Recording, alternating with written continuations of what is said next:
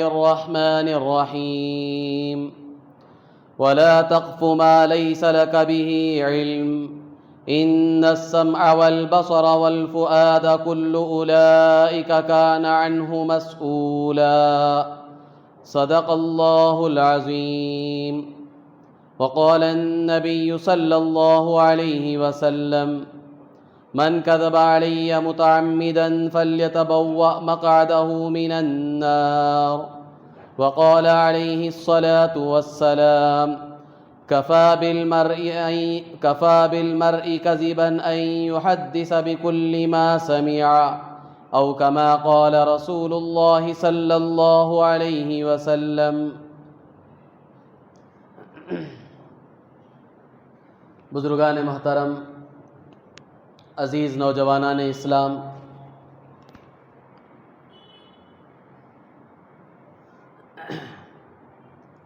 اللہ تبارک و تعالیٰ نے انسان کو بہت ساری ضروریات کے ساتھ پیدا فرمایا ہے. ہر انسان کے ساتھ بہت ساری ضرورتیں لگی ہوئی ہیں.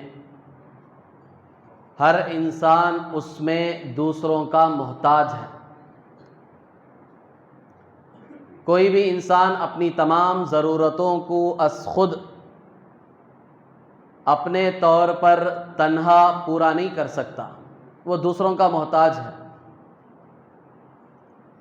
مالدار غریب کے محتاج ہیں، غریب مالدار کے محتاج ہیں.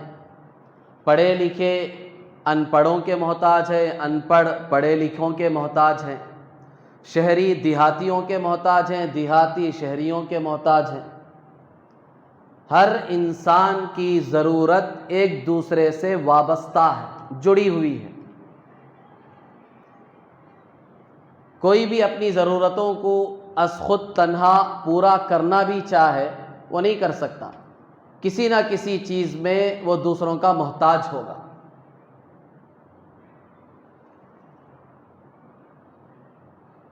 اب انسان اپنی ضرورتیں اور اپنی خواہشیں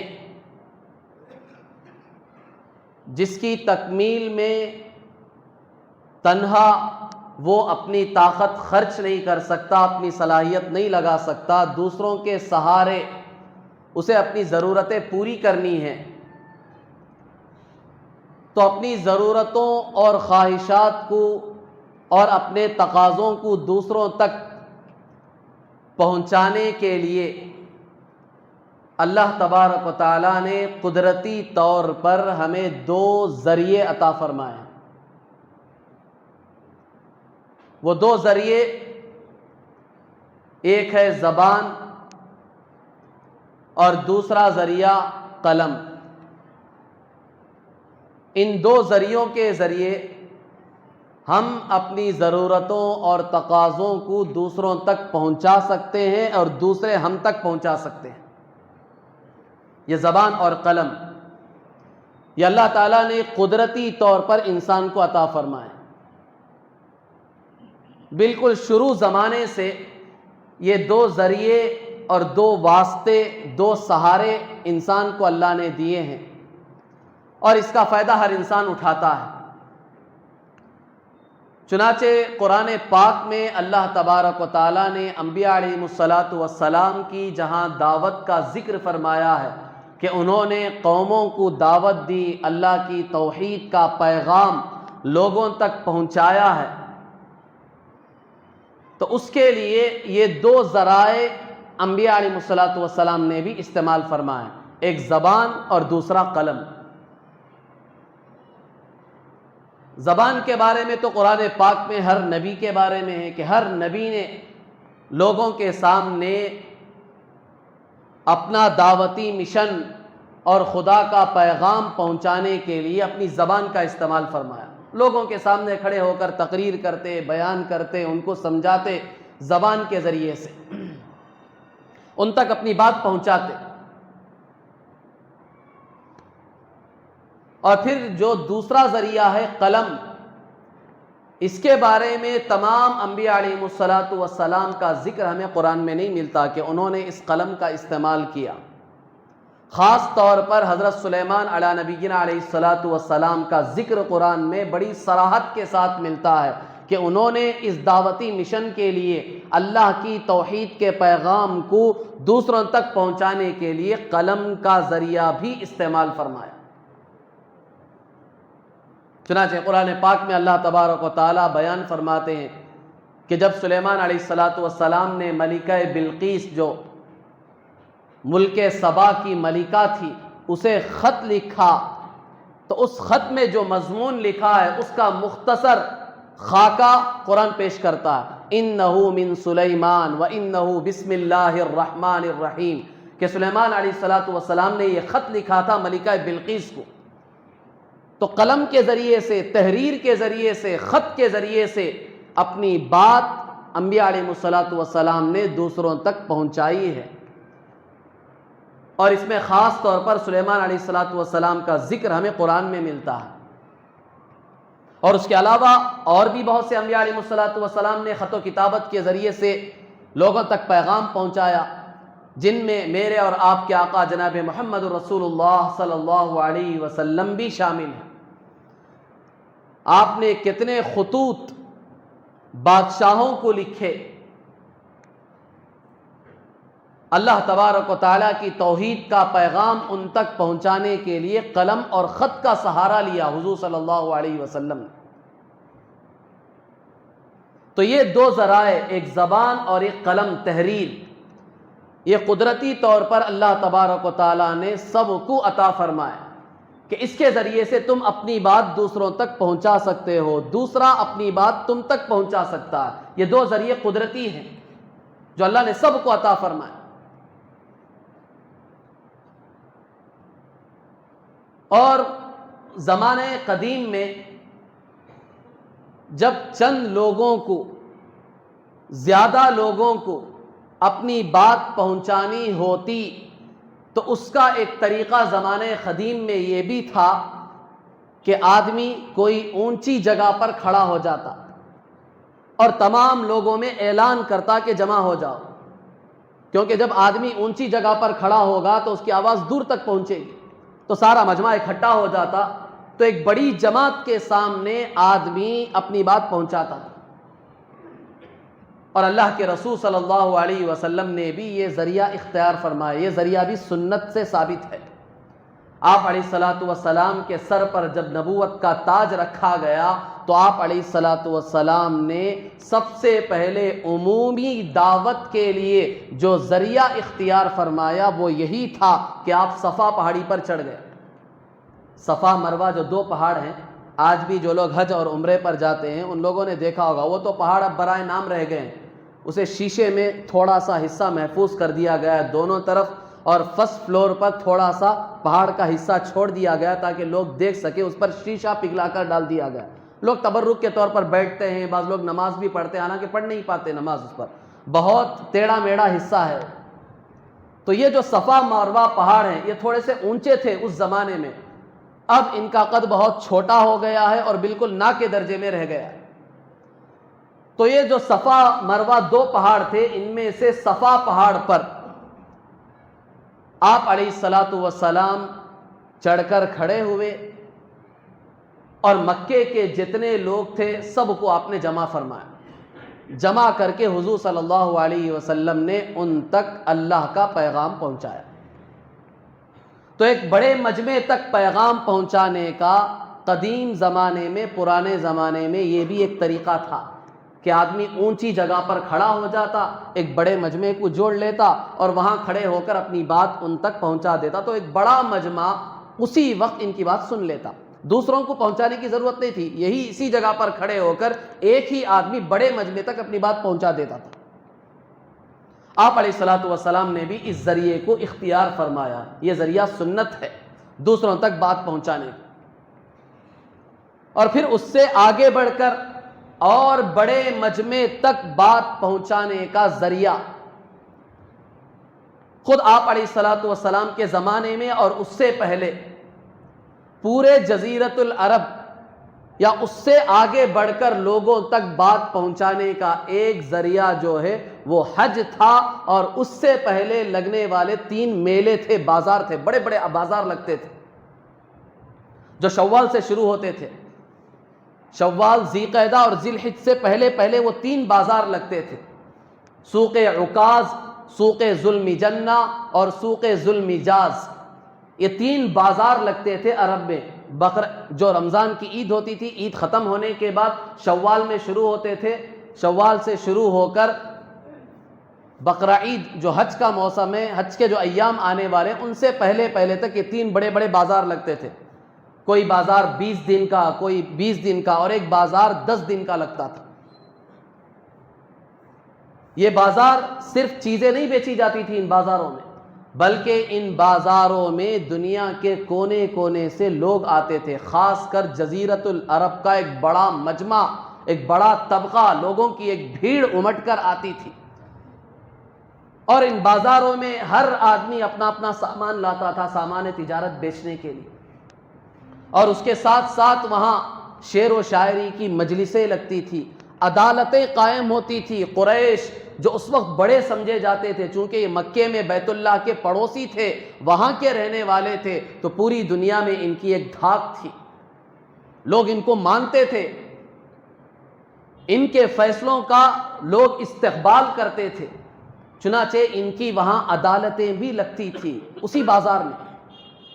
اب لوگ اپنے اپنے علاقوں کے، اپنے اپنے شہروں کے، گاؤں کے، خاندانوں کے، میاں بیوی کے جو مسائل ان کے یہاں حل نہیں ہوتے تھے، وہ یہاں لے کر آتے تھے، تو یہاں بڑی بڑی عدالتوں میں یہ مسئلے حل کیے جاتے تھے۔ تو یہ تھے یہ 3 بازار جو حج سے پہلے لگتے تھے، مکے میں لگتے تھے یہ 3 بازار، سوق عکاظ اور سوق ذوالمجاز اور سوق ذوالمجنہ۔ تو ان بازاروں میں یہ سب کچھ ہوتا تھا، سب چیزیں ہوتی تھی۔ تو اس زمانے میں اگر کوئی آدمی یہ چاہتا کہ میری بات مکے سے باہر پورے جزیرۃ العرب میں یا اس سے باہر میری بات پہنچے، تو اس کے لیے ایک آسان ذریعہ یہ بازار ہوتے تھے۔ وہ آدمی بازار میں آ جاتا تھا، وہاں آ کر اپنی بات چلاتا، چونکہ وہاں دنیا بھر سے لوگ آئے ہوئے ہیں، پورے جزیرۃ العرب کا ایک بڑا مجمع آیا ہے، باہر سے علاقے سے لوگ آئے حج کرنے کے لیے، تو حج کے لیے جو مجمع آتا تھا وہ بہت پہلے آ جاتا تھا، چونکہ بازار لگ رہے ہیں، ملکوں کے الگ الگ علاقوں کی چیزیں ملیں گی، بہت سارے مسائل حل ہوں گے، تو ایک بڑا مجمع جو ہے بہت پہلے آ جایا کرتا تھا۔ تو کوئی بھی آدمی اگر یہ چاہتا کہ میری بات مکے سے باہر پورے جزیرۃ العرب میں یا اس سے آگے تک پہنچے، تو اس کے لیے ایک آسان ذریعہ یہ میلے ہوتے تھے، یہ بازار ہوتے تھے۔ تو وہ ان بازاروں میں آتا اور آ کر اپنی بات لوگوں تک پہنچاتا، 2-4 کے پاس بھی اگر وہ بات پہنچا دی تو اس سے آگے بڑھ کر یہ بات اس تک پہنچتی، اس سے آگے بڑھ کر اس تک پہنچتی، اس طرح پورے جزیرۃ العرب میں، بلکہ اس سے آگے بڑھ کر عرب ملکوں سے باہر بھی یہ بات پہنچ جاتی تھی۔ اس کی بات، وہ دور چونکہ ایسا ترقی یافتہ دور نہیں تھا، لوگوں تک بات پہنچانے کے لیے آدمی آسانی سے پہنچا دے ایسا نہیں تھا، تو اس کے لیے یہ ذریعے ہوتے تھے پہنچانے کے۔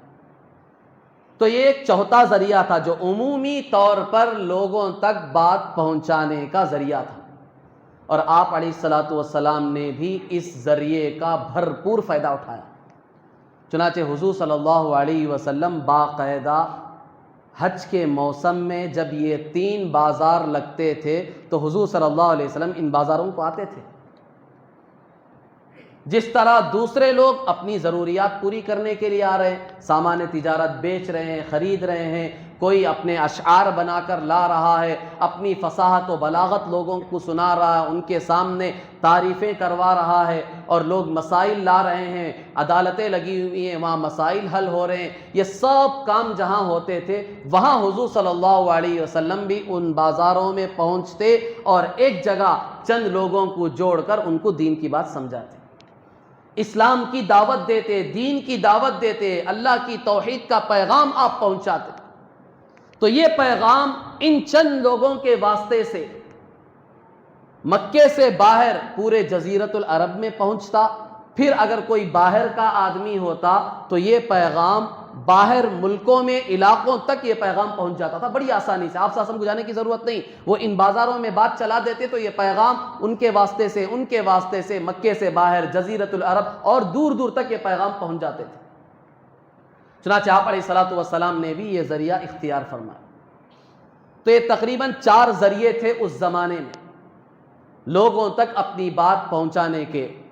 شروع میں نے اجمالی طور پر بتایا، ایک زبان کا ذریعہ، ایک قلم کا ذریعہ، پھر اس سے آگے بڑھ کر ایک بڑے مجمع تک بات پہنچانے کے لیے کسی اونچی جگہ پر پہاڑ پر کھڑے ہو کر اپنی بات پہنچانا، پھر اس سے آگے بڑھ کر مکے سے باہر کے لوگوں تک بات پہنچانے کے لیے یہ حج سے پہلے جو بازار لگتے تھے، میلے لگتے تھے، ان میں آ کر اگر کوئی آدمی اپنی بات چلا دیتا تو وہ دور دور تک بات پہنچ جاتی تھی۔ اس کے بعد زمانہ ترقی کرتا گیا،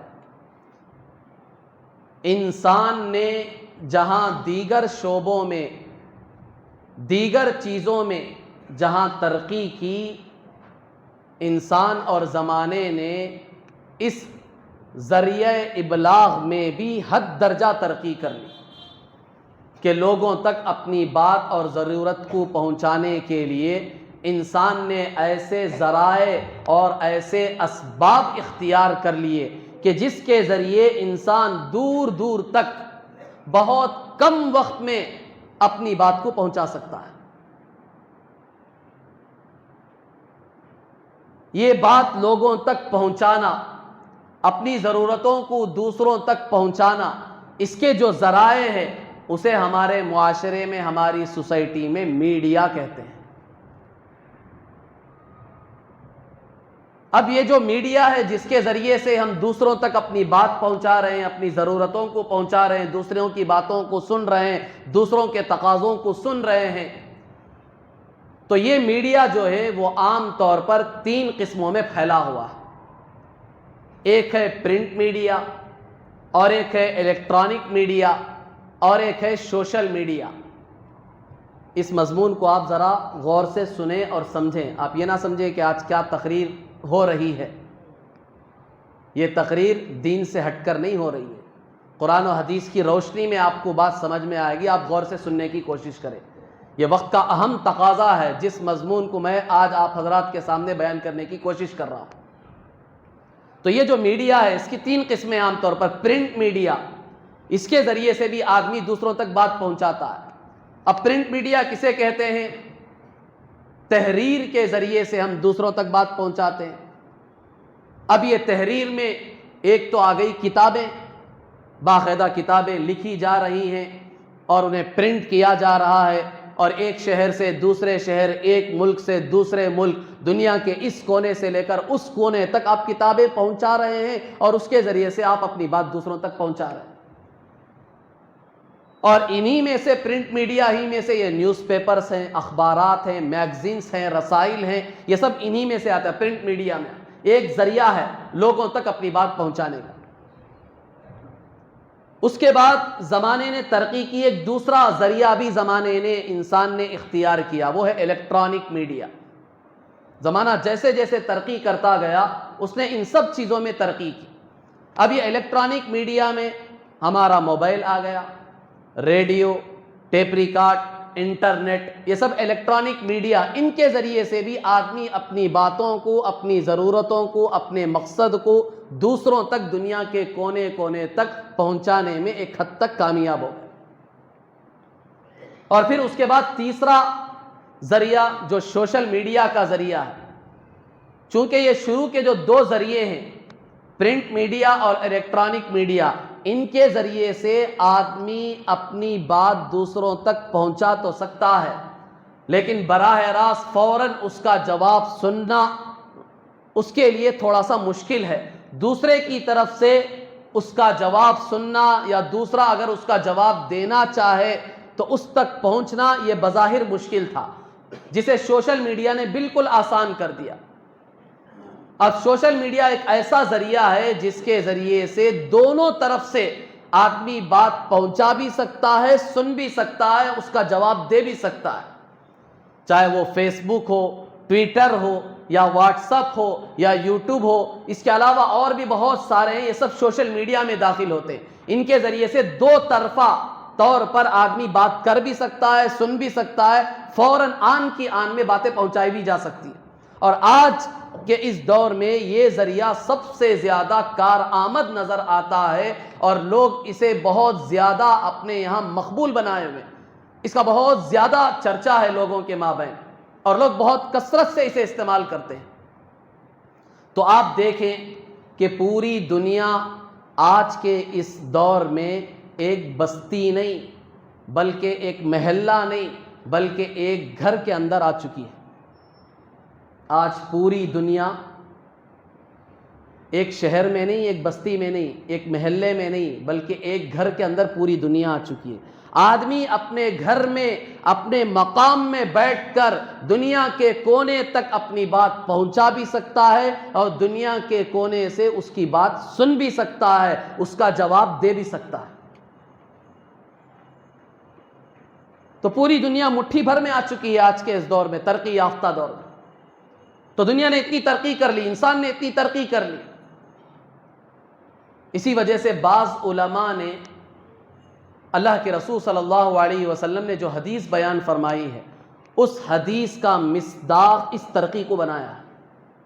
حضور صلی اللہ علیہ وسلم نے حدیث میں فرمایا کہ قیامت اس وقت تک نہیں آ سکتی جب تک کہ زمانے ایک دوسرے سے قریب نہ ہو جائیں۔ زمانے بالکل قریب ہو جائیں گے، بالکل قریب ہو جائیں گے، ماضی، پاسٹ، فیوچر بالکل قریب قریب نظر آئے گا تمہیں۔ 100 سال پہلے کی چیزیں، پہلے کی باتیں تم اب دیکھ سکتے ہو، بیٹھ کر یوں دیکھ رہے ہو جیسے کہ اب ہوا ہے یہ واقعہ۔ سارے ویڈیوز محفوظ ہیں آپ کے سامنے، سب چیزیں محفوظ ہیں۔ آپ پاسٹ کو یوں دیکھ رہے ہیں کہ یہ پریزنٹ ہو رہا ہے، واقعہ اب چل رہا ہے، یوں دیکھ رہے ہیں آپ پاسٹ کو۔ زمانے بالکل قریب ہو چکے ہیں۔ حضور صلی اللہ علیہ وسلم نے فرمایا کہ قیامت اس وقت تک نہیں آئے گی جب تک کہ زمانے ایک دوسرے سے قریب نہ ہو جائیں، اور سال مہینوں کی طرح گزریں گے، مہینے ہفتوں کی طرح گزریں گے، اور ہفتے دن کی طرح گزریں گے، اور دن گھنٹوں کی طرح گزریں گے، اور گھنٹے آگ کی چنگاری کی طرح ہوں گے۔ یہ حدیث ہے اللہ کے رسول صلی اللہ علیہ وسلم نے فرمایا۔ آگ کی چنگاری کا مطلب سیکنڈ، آگ کی چنگاری یوں بھڑکتی ہے۔ تو بعض علماء نے کہا کہ یہ زمانے کی جو ترقی ہم دیکھ رہے ہیں، جس دور سے ہم گزر رہے ہیں، آج پورے زمانے یوں سمٹ چکے ہیں۔ بالکل پہلے زمانے میں جو خبریں یہاں سے دوسروں تک پہنچانے کے لیے مہینوں لگ جاتے تھے، کیوں؟ ہوائی جہاز کا نظام نہیں تھا پہلے زمانے میں، تو ایک خط لکھ کر کسی آدمی کو بھیجا دے کر تو وہ گھوڑے کی سواری سے جائے گا، یعنی تو اونٹ کی سواری لے کر جائے گا، تو مہینے بعد وہ دوسرے ملک میں پہنچ رہا۔ تو ایک پیغام دوسرے ملک تک پہنچنے کے لیے مہینوں لگ جاتے تھے، اب وہ مہینے نہیں لگ رہے ہیں، وہ سمٹ کر ہفتوں میں آئے، ہفتوں سے سمٹ کر گھنٹوں میں آئے، گھنٹوں سے سمٹ کر اب سیکنڈوں میں آ چکے ہیں۔ آپ ایک میسج یوں بھیجتے ہیں تو سیکنڈ میں دنیا کے کونے میں وہ میسج پہنچ جاتا ہے۔ تو بعض علماء نے اس ترقی کو اس حدیث کا مصداق بنایا ہے کہ اس حدیث میں جو چیز بیان کی گئی ہے وہ اسی دور کے بارے میں اللہ کے رسول صلی اللہ علیہ وسلم نے پیشن گوئی دی ہے۔ سارے علماء نہیں، بعض علماء نے اس حدیث کا مصداق اس دور کو بنایا کہ زمانہ اتنا ترقی کرے گا، یہاں تک پہنچ جائے گا کہ ہفتے مہینے ہفتے میں سمٹ جائیں گے، ہفتے دنوں میں، اور دن گھنٹوں میں، اور گھنٹے آگ کی چنگاری کی طرح سیکنڈوں میں بدل جائیں گے۔ زمانہ اتنا ترقی کرے گا۔ جب زمانہ اتنا ترقی کرے گا تو سمجھ لو قیامت قریب آ چکی۔ تو غرض بزرگان محترم، میں عرض کر رہا تھا کہ یہ جس دور سے ہم گزر رہے ہیں، زمانہ جتنا ترقی کر گیا ہے، اور ذرائع ابلاغ کے لیے جتنے ذرائع ہمارے سامنے آ چکے ہیں، چاہے وہ پرنٹ میڈیا ہو، الیکٹرانک میڈیا ہو یا سوشل میڈیا ہو، اب ان کے ذریعے سے پوری دنیا میں ایک پیغام دنیا کے دوسرے کونے تک پہنچانا آسان ہو گیا ہے۔ اپنے سارے مقاصد، سارے مشورے، سارے اسکیمیں، ساری سازشیں، جو کچھ آدمی کرنا چاہتا ہے اب وہ انہی واسطوں اور ذریعوں کے ذریعے سے پورا کر رہا۔ اب ہمیں یہ دیکھنا ہے کہ شریعت میں اس کا کیا حکم ہے کہ یہ جو ذرائع ابلاغ ہے، زمانے نے ترقی کی، انسان نے ترقی کی، اور ان واسطوں میں اتنا آگے بڑھا، اتنے ترقی کی، اور ان ذرائع میں اس حد تک پہنچ گیا کہ دنیا گویا کہ اب اس کی مٹھی میں نظر آتی ہے، اور غیر تو غیر مسلمان بھی ان ذرائع کو استعمال کر رہے ہیں۔ تو اب اس سلسلے میں امت میں دو طبقے ایسے ہیں۔ ایک طبقہ تو ایسا ہے جو اکثر کلی طور پر ان ذرائع کے خلاف ہے کہ ان ذرائع کو استعمال کرنا جائز ہی نہیں ہے، چاہے وہ پرنٹ میڈیا ہو، الیکٹرانک میڈیا ہو یا سوشل میڈیا ہو، اس کا استعمال بالکل جائز نہیں، یہ استعمال کر ہی نہیں سکتے۔ اور ایک دوسرا طبقہ، اس نے تو اسے اتنا جائز قرار دے دیا، اتنی ڈھیل دے دی، اتنی آزادی دے دی کہ اس کے سوا اور کوئی کام ہی نہیں ہے، کہ پوری زندگی اسی کے پیچھے لگی ہوئی ہے، 24 گھنٹے ان چیزوں میں مصروف ہو رہے ہیں، اس کے لگ رہے ہیں۔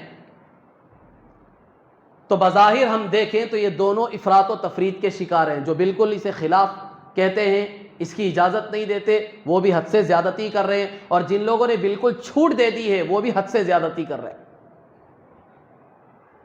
اسلام نے کبھی بظاہر ترقی سے منع نہیں کیا ہے، ہاں تمہاری ترقی جب تک شریعت کے دائرے میں، حدود میں ہوگی، اسلام اس کی اجازت دیتا، ترقی کرو، بس یہ خیال رکھو کہ تمہارے پیر اس باؤنڈری سے باہر نہیں نکلنے چاہیے۔ ہم نے ایک حد بندی کر دی ہے تمہارے لیے، ایک لائن کھینچ دی ہے، ایک سرحد تمہارے لیے طے کر دی ہے ایک مسلمان کے لیے۔ اس سرحد کے اندر رہتے ہوئے ہر ترقی کو تم اپنے گلے سے لگا سکتے ہو، لیکن جس وقت تمہیں یہ محسوس ہو یا کوئی دوسرا تمہیں یہ بتلائے کہ تم اس ترقی کے نام پر اس باؤنڈری سے اور سرحد سے اور اس لائن سے باہر نکل رہے ہو، تو تمہیں فوراً متنبہ ہو جانا چاہیے اور اپنے آپ کو فوراً اس سے روکنے کی کوشش کرنی چاہیے۔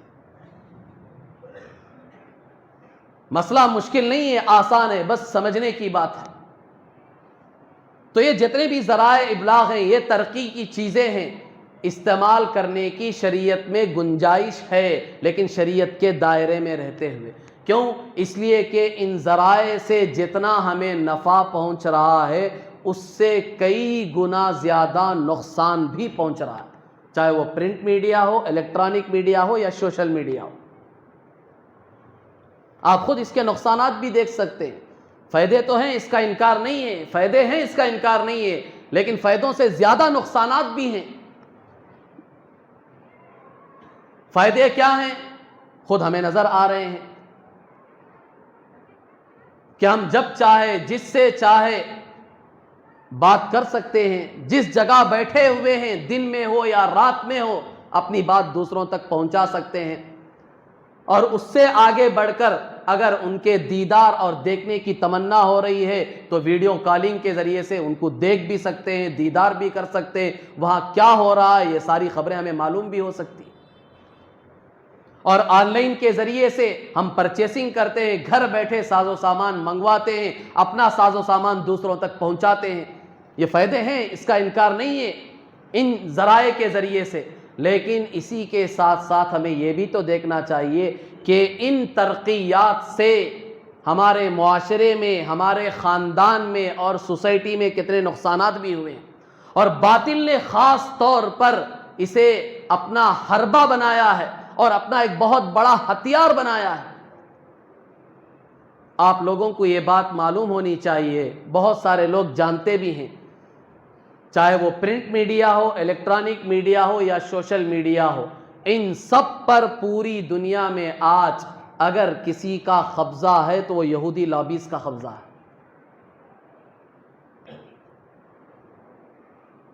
انہوں نے جب اس بات کو سامنے رکھ کر مشورہ کیا کہ پوری دنیا پر ہم حکومت کیسے کر سکتے ہیں، پورے انسانوں کے دل و دماغ پر ہم قبضہ کیسے کر سکتے ہیں، اس کے لیے آسان ذریعہ کیا ہے، راستہ کیا ہے، تو انہیں راستے یہی نظر آئے، یہ میڈیا، چاہے وہ پرنٹ ہو، چاہے وہ الیکٹرانک ہو، چاہے وہ سوشل ہو،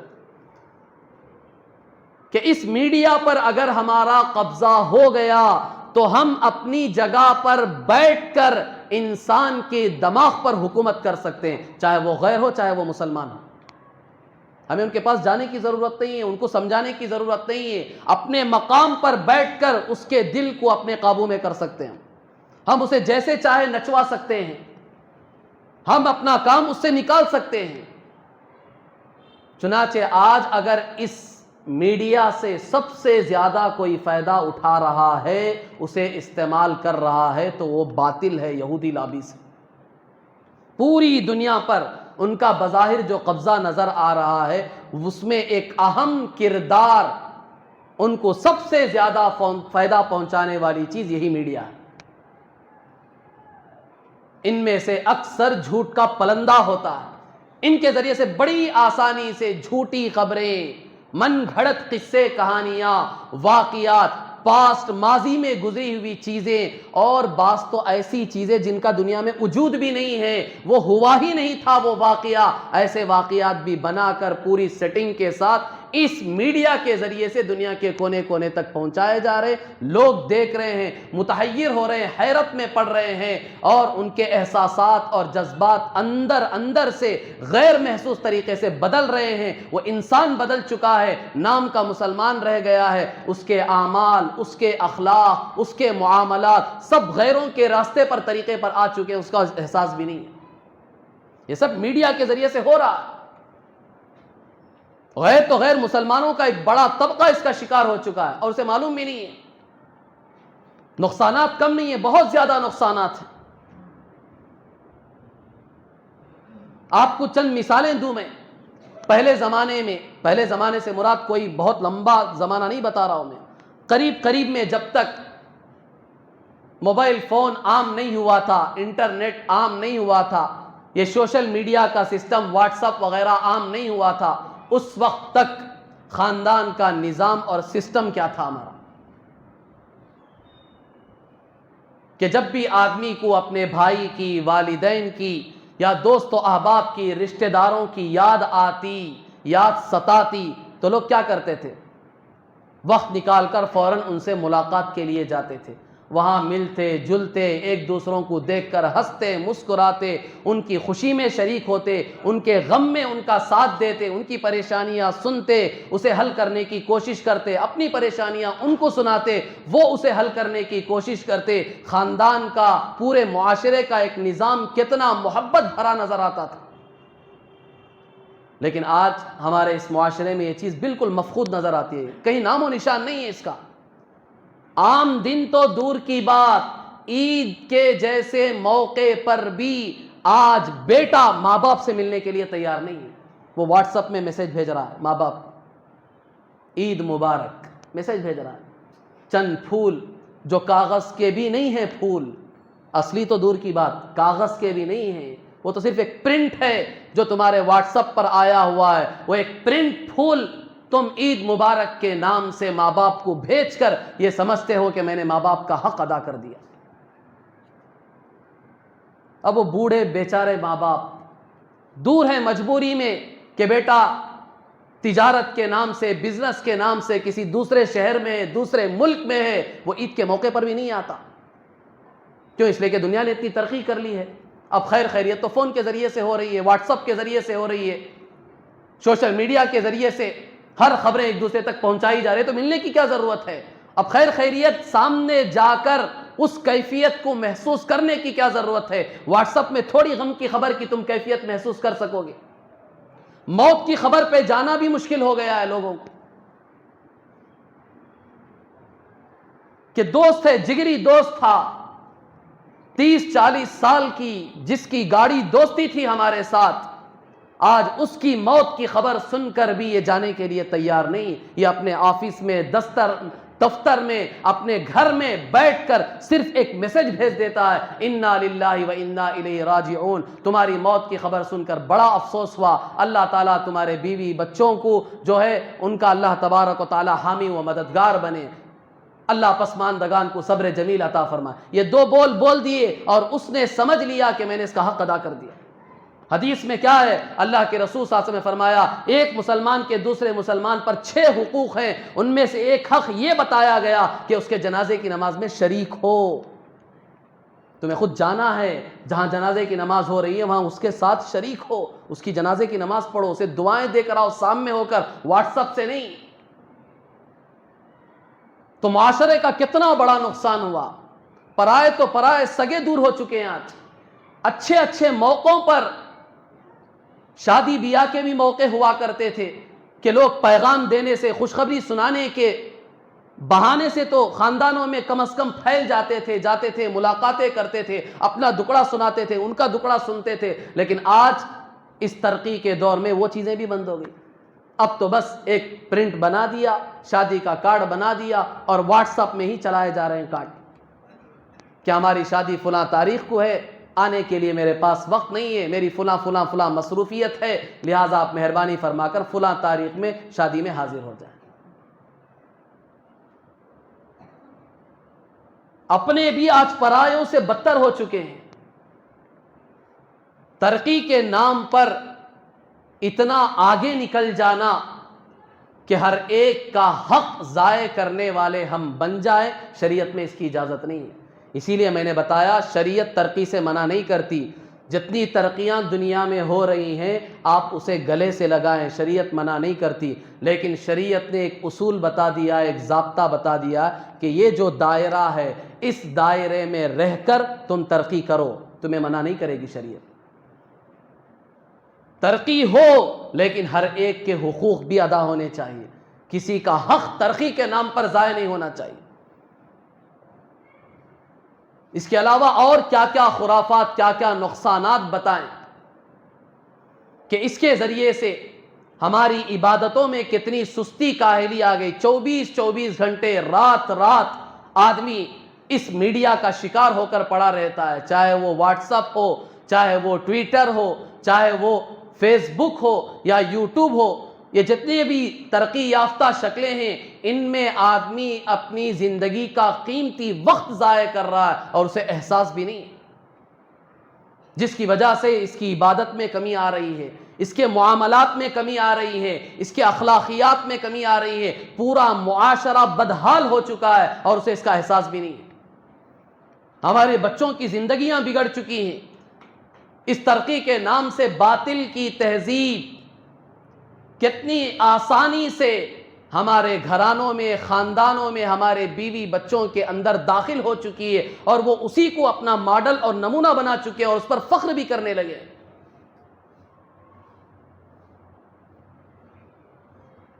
تو اس نقصان میں ایک بڑا کردار اس میڈیا نے بھی ادا کیا اور اس کو اختیار کرتے کرتے کرتے حد ہماری کہاں تک ہو چکی ہے، اچھی بری بات کی تمیز ہی ختم ہو چکی ہے۔ جو آ رہا ہے اس میڈیا میں ہم اسے دوسروں تک پہنچا رہے ہیں۔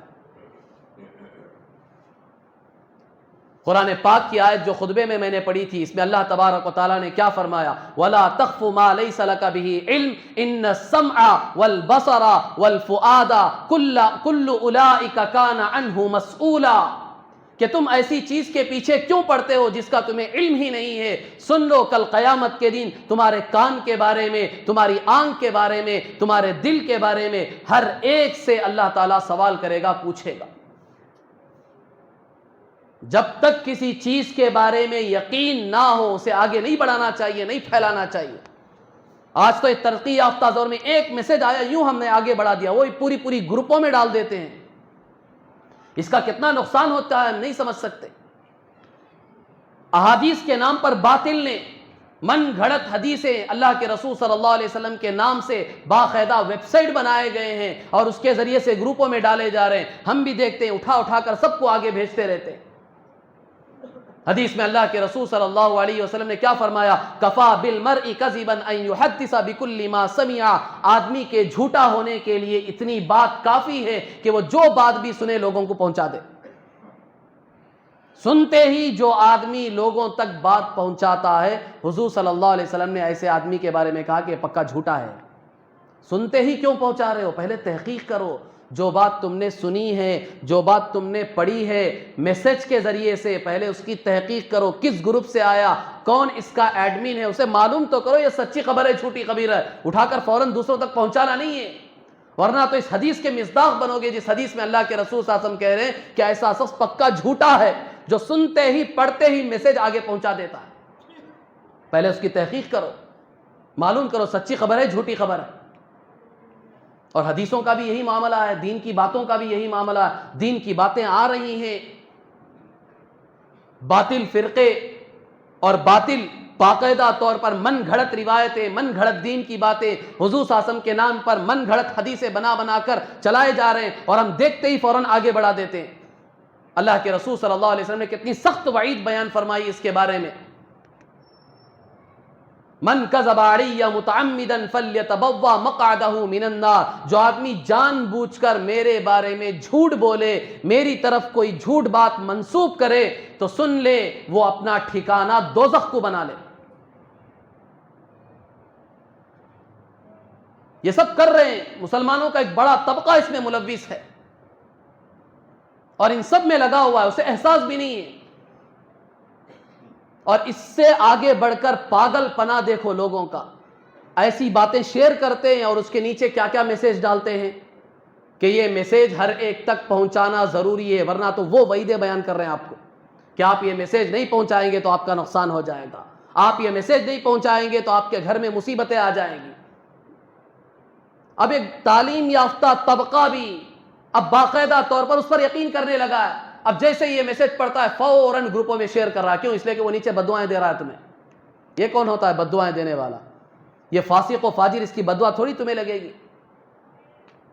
تعلیم یافتہ لوگ، اچھے پڑھے لکھے لوگ یہ جملہ سنتے ہی عجیب کیفیت ہو جاتی ہے، حیران و پریشانی کے عالم میں مبتلا ہو جاتے، فوراً میسج آگے بڑھا دیتے ہیں، کیوں؟ اس لیے کہ اس نے بددعا دی ہے تمہیں، یہ میسج نہیں پہنچاؤ گے تمہارے پر حالات آئیں گے، تمہارا بیٹا مر جائے گا، بیوی کا انتقال ہو جائے گا، فلاں فلاں ہو جائے گا۔ اب خدا نہ کرے اس کی بیوی کی موت لکھی ہوئی تھی کل مرنے کی، اس نے میسج نہیں پہنچایا جان بوجھ کر، اب بیوی کا انتقال ہو گیا، تو اب وہی شک اس کے دل میں بیٹھ گیا کہ میں نے میسج نہیں پہنچایا، اس وجہ سے میری بیوی کا انتقال ہو گیا۔ تھوڑی اسے غیب کی خبریں معلوم ہے جو یہ تمہیں بددعائیں دے رہا ہے کہ اتنے لوگوں کو پہنچاؤ گے، 10 آدمیوں کو پہنچاؤ گے تو یہ فائدہ ہوگا، نہیں پہنچاؤ گے تو یہ نقصان ہوگا۔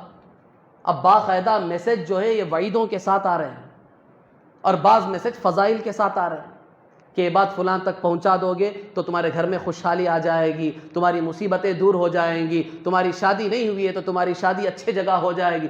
عجیب عجیب بتنگڑ کے میسج آ رہے ہیں، پاگل پنا ہے لوگوں کا، اور ایک پڑھا لکھا طبقہ بھی اسے سمجھ نہیں پا رہا ہے، اس پر حد درجہ ہنسی آتی ہے۔ بھئی یہ وعیدیں کہاں سے ہیں؟ آپ نے سمجھنے کی کوشش بھی کی، یہ جو بھیج رہا ہے میسج، اس کے نیچے جو یہ فضائل اور یہ جو وعیدیں لکھ رہا ہے، یہ کہاں سے ہے؟ کیا یہ قرآن سے ثابت ہے؟ کیا یہ حدیث سے ثابت ہے؟ جسے پڑھتے ہی آپ دھڑلے سے یوں میسجیں پھیلا رہے ہیں، دنیا کے کونے کونے تک آپ میسج شیئر کر رہے ہیں، بالکل جائز نہیں ہے، حرام ہے۔ جب تک اس میسج کے بارے میں آپ کو پکا یقین نہ ہو، تحقیق نہ ہو جائے، اس وقت تک آپ اس میسج کو آگے نہ بڑھائیں، اور میسج آگے نہیں بڑھائیں گے تو آپ وعید کے مستحق ہوں گے۔ یہ بالکل غلط بات ہے، کچھ وعید نہیں ہوگی، یہ سراسر غلط چیزیں لوگوں میں چلائی جا رہی ہیں۔ تو ان سب چیزوں سے ہمیں احتراز کرنا چاہیے، بچنا چاہیے، اپنے آپ کو بچانے کی کوشش کرنی چاہیے۔ تو غرض بزرگان محترم، تو یہ جو ذرائع ابلاغ میں دنیا نے، انسان نے ترقی کی ہے، چاہے پرنٹ میڈیا ہو، الیکٹرانک میڈیا ہو، سوشل میڈیا ہو، اس کی تفصیلات مختصر طور پر میں نے آپ کے سامنے عرض کی، اور میں نے بتایا ایک طبقہ اس کے استعمال کا بالکل منکر ہے، اور ایک طبقہ بالکل آزادی کے ساتھ اس کے استعمال کی اجازت دیتا ہے۔ تو ہمیں درمیانی راہ اختیار کرنی چاہیے، جو چیزیں فائدے کی ہیں ان چیزوں سے فائدہ اٹھائیں، اور جن ذرائع سے، جن چیزوں سے ہمیں، ہمارے بیوی بچوں کو، نسلوں کو نقصان پہنچ سکتا ہے، اس سے حد درجہ ہمیں اپنے آپ کو بچانے کی کوشش کرنی چاہیے۔ خاص طور پر ہمارے چھوٹے بچوں کو اس میڈیا سے دور رکھیں، چاہے وہ پرنٹ ہو، الیکٹرانک ہو، سوشل ہو۔ چھوٹے بچے، ان کے لیے قطعاً اس کے استعمال کی اجازت ہی نہیں ہے۔ طبی اعتبار سے بھی، میڈیکل سائنس کی تحقیق کے اعتبار سے بھی ان کے لیے یہ ذرائع سراسر نقصان ہی نقصان ہے، فائدہ نہیں ہوگا۔ تو بچوں کو خاص طور پر ان سے دور رکھنے کی کوشش کریں، بالکل ان ذرائع سے بچوں کو قریب ہونے نہیں دینا چاہیے۔ اور جہاں تک ہمارے نوجوان بچے ہیں، بچیاں ہیں جو اعلیٰ تعلیم حاصل کر رہے ہیں، ان کے لیے یہ ذرائع کچھ حد تک فائدہ مند ثابت ہوتے ہیں، تو اس کے لیے آپ کو ایک دائرہ بنانا چاہیے۔ کہ جو آپ کے نوجوان بچے بچیاں ہیں آپ ان کو اس کے استعمال کی اجازت دے رہے ہیں، سہولت دے رہے ہیں، تو اس سے پہلے بھی میں نے اس کی طرف اشارہ کیا تھا کہ یہ ذرائع استعمال کرنے کے لیے ان کو ایک عام جگہ میں آپ سہولت دیں. جیسے آپ کے پورے گھر کا ایک ہال ہے جہاں ہر آدمی کی آمد و رفت ہو سکتی ہے، آپ اس جگہ رکھیں انٹرنیٹ جہاں سب کی آمد و رفت ہوتی ہے. وہاں سے والدہ بھی گزر رہی ہے، والد بھی گزر رہا ہے، بھائی بہن بھی گزر رہے ہیں، سب کی آمد و رفت ہوتی ہے، عمومی جگہ ہے. کیوں؟ اس لیے کہ وہ کس نام پر یہ ذریعے کو استعمال کر رہا ہے. وہ تو کالج کی تعلیم کے نام پر ہی تو استعمال کر رہا ہے.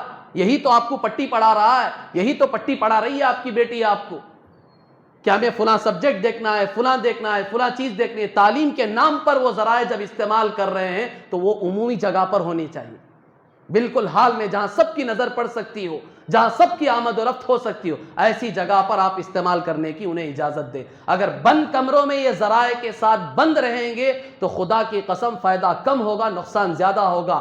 کب ہماری اولاد ہمارے ہاتھوں سے نکل جائے گی ہمیں احساس بھی نہیں ہوگا، وہ نکل چکی ہوگی ہمیں پتہ بھی نہیں چلے گا. تو اس لیے ان چیزوں کا خصوصی طور پر خیال رکھیں، اہتمام کریں. دعا فرمائیں کہ اللہ تبارک و تعالی دنیا کی ترقی کے نام پر ہمارے دین، ہمارے عقائد، ہماری عبادتیں، معاملات کی بربادی سے، ضائع ہونے سے اللہ تبارک و تعالی ہماری